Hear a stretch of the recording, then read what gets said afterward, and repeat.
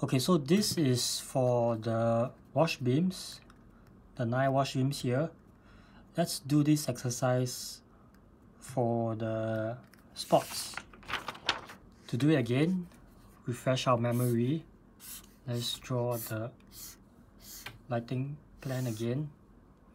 So do this with me. We have 1, 2, 3, 4, 5, 2 at the corner. That's our spots. And then 1, 2, 3, 4, 1, 2, 3, 4, 5, and then 10 here. So for our 1, 2, 3, 4, 5, 1, 2, 3, 4, 5, and 1, 2 here, this is our back spots. And then this is our corner. It's our corner spots. And I'm not going to do so many, so elaborate. Let's just draw a simple rectangle to represent our stage.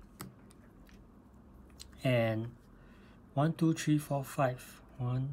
So just dot them 1, 2, 3, 4, 5, and then 2 at the corner, somewhere about here. And you have to keep in mind that this, let me use my black. You see, okay.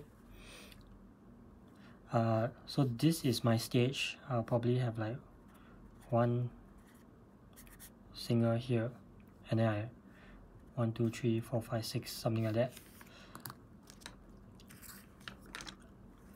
What I really like to do always is to use just one back spot and then light this guy here. And one of the positions you can use is to have one. So all these lights are shining in the middle area, and that is actually one position you can come up with. And then it is I think I like that for effect, say like a dance or something, where you just want the center of attention to be in the middle, or if it's only just the middle person singing. So you can do it again. Usually, because we got so many, we got about I think 6 singers. So 1, 2, 3, 4, 5, all this shining down. Let me see. Let's say this corresponds to our stage, right? So our singer is here. 1, 2, 3, 4, something like that. So it has to hit them right enough that it hits their top of the head here and get that backlight, okay, and hit them.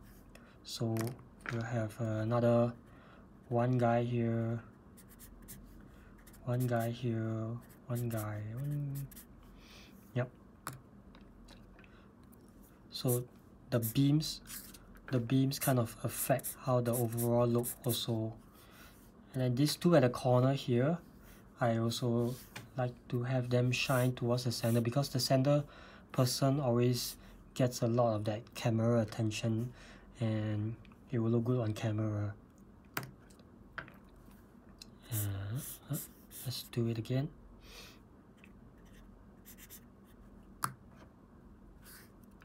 So 1, 2, 3, 4, 5, 1, 2. So what other positions we can do? We can do like a crisscross as well. So something like that.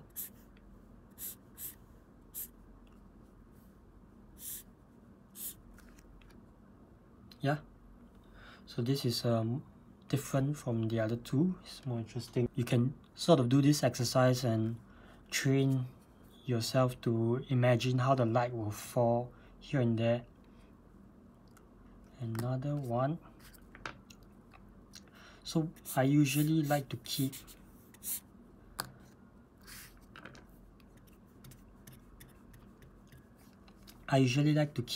my 5 spots always on stage, so that my singers always have this backlight separation on them. yeah, so I can play with these two.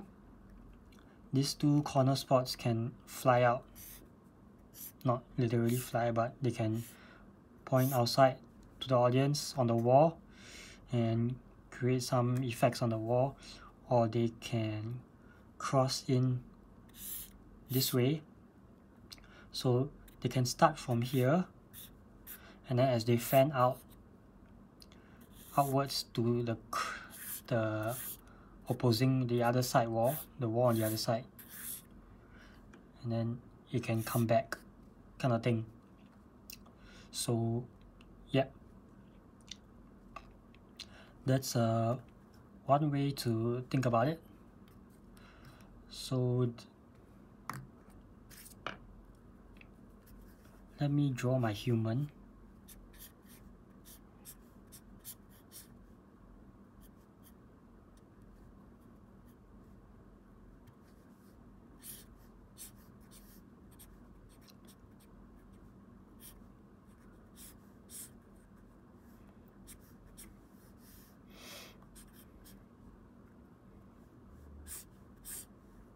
So this is my model. Your corner spot here and here is gonna hit very different areas from your back spots over here. So your back spots here is gonna light probably this area, and then the ones on the corner, if they are shining onto her, they're gonna hit the side. And hit the side area. So this is mainly for the shoulders and the top of hair. This one here on the side corner, they're gonna hit her because she's standing somewhere here.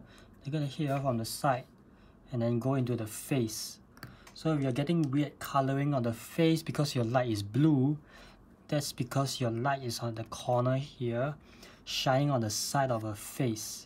It's gonna color her here, the side of her cheeks, some of her nose, and if it's also on the other side, it's gonna come in as well, and then it's gonna cause that weird discoloration.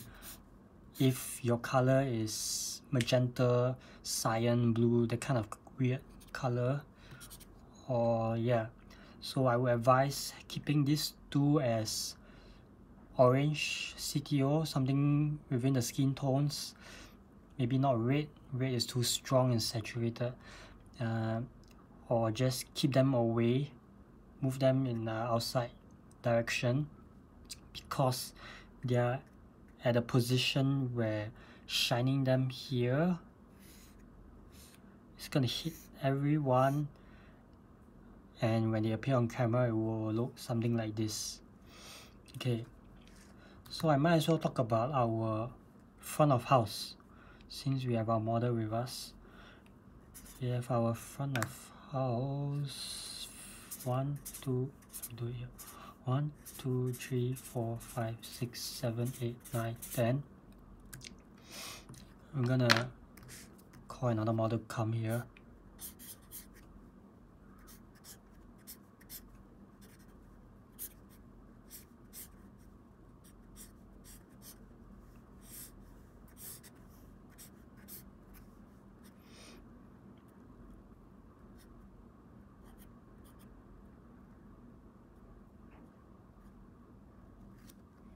Looks angry.